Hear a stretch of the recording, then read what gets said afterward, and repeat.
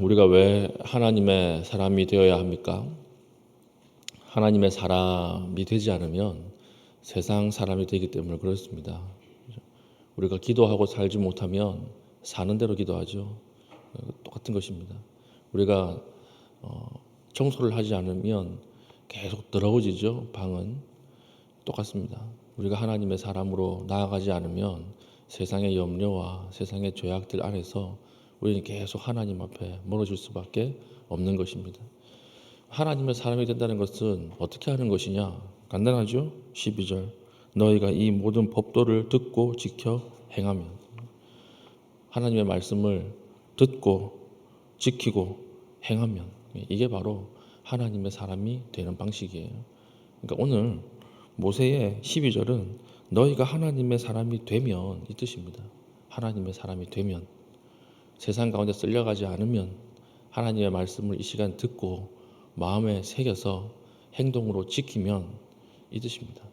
그러면 어떤 일이 벌어집니까? 13절부터 우리 쭉 읽어보겠습니다. 여기 2인칭을 1인칭 나로 바꿔서 읽으면 더 이해하기 쉬워요. 2인칭을 여기에 내 이름을 넣으면 더 이해하기 쉽습니다. 1인칭으로 바꿔서 한번 제가 읽어보겠습니다.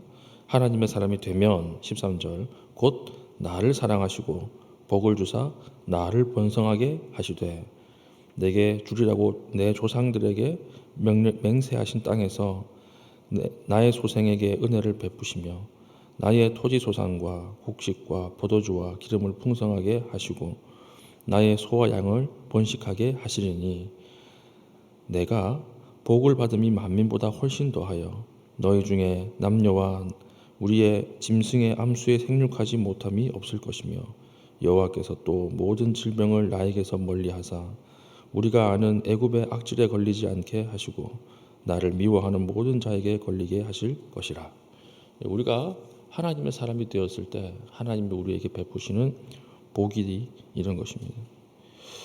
이건 무엇입니까? 전쟁 없이 이기는 거죠. 싸우지 않고 이기는 것입니다. 우리가 노력해서 얻는 복이 있습니다. 우리가 힘을 다해서 얻는 복이 분명히 있어요.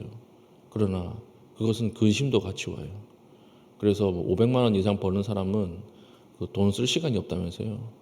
무슨 조사해 보니까 어느 정도 돈을 버는 것이 가장 알맞게 버는 것이냐, 워라밸을 맞춰가면서 버는 것이냐 할 때 500 몇십만 원인가? 그렇더라고요. 그 이상 버는 사람은 돈 쓸 시간이 없다는 거예요. 잠잘 시간도 없고 사람 만날 시간도 없고 그러니까 우리가 너무 많이 벌어도 근심이 같이 오는 것이죠. 노력해서 얻는 복은 근심과 염려가 함께 옵니다. 그러나 사랑하는 존재로서 받는 복이 있어요. 하나님의 사랑을 입으면서 받는 복이 있어요. 어저께 살폈던 아들의 복이죠. 고아와 아들, 무슨 차이입니까?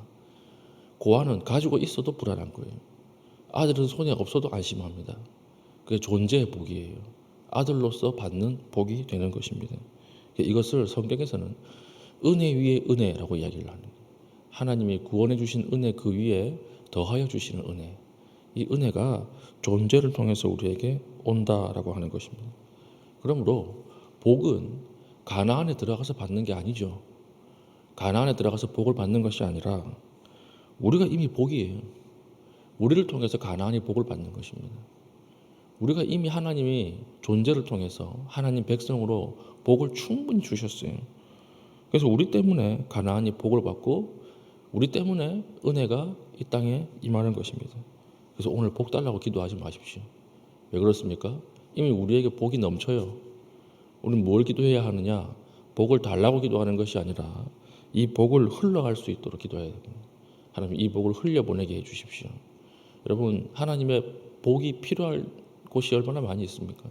가정이 그렇고 직장이 그렇고 세상의 모든 순간순간 구석구석이 하나님의 복을 기대하고 있지 않습니까? 우리가 거기 가서 흘려보내야 되는 것이죠. 흘려보낼 때 막힌 것들이 깨지고 무너진 것들이 회복되는 것을 볼 수 있는 믿음의 신실한 주의 백성 될 수 있기를 축복합니다. 두 번째는 우리 17절 가나안에 이렇게 들어갈 때 가나안을 볼 때마다 드는 생각이에요. 이게 17절 우리가 참 이길 수 있을까? 우리가 좀 넘어설 수 없는 벽 앞에 서면 이런 생각 항상 들죠. 17절 보십시오. 내가 혹시 심중에 이르기를 이 민족들이 나보다 많으니 내가 어찌 그를 쫓아낼 수 있으리요 하리라마는. 모세가 이미 알고 있는 거지. 하나님도 이미 알고 있어요. 내가 이걸 넘어갈 수 있을까? 내가 할 수 있을까? 지금 내 앞에 넘어야 될 산이 너무 많고 내가 가지고 있는 힘은 너무 적을 때, 상대방은 너무 강할 때 내가 넘길 수 있을까? 이런 생각을 한다라고 하는 것입니다. 그때 하나님 뭐라고 말씀하시죠? 18절 그들을 두려워하지 말고 내 하나님 여호와께서 바로와 온 애굽에 행하신 것을 잘 기억하되 내 하나님 여호와께서 너를 인도하여 내실 때에 내가 본 큰 시험과 이적과 기사와 강한 손과 편팔을 기억하라. 도저히 우리가 넘어설 수 없는 장벽 앞에 섰을 때 우리에게 필요한 것은 무엇입니까? 기억하는 거예요. 문제가 나를 비교하면 계속 작아 보입니다. 내가 넘어설 수 없을 것처럼 보여요. 가나안은 너무 크고 너무 강대하고 나는 아무런 힘이 없는 것처럼 보여요. 왜 그렇게 보이냐면 문제가 나를 비교하기 때문에 그래요. 그때 문제가 나를 비교해서는 안 되고 하나님이 나에게 지금까지 했던 일을 기억하라는 거예요. 홍해를 건넌 민족입니다. 하나님께서 만나로 매일 아침 먹이셨던 민족입니다. 40년 광야 생활 가운데 구름 기둥과 불 기둥을 경험했던 민족입니다. 우리도 그렇지 않습니까? 하나님이 우리를 어떻게 인도하셨습니까? 지나온 세월마다 보면 다 하나님의 인도하심이었고 하나님의 계획이었고 하나님 만나게 하는 사람들이었어요.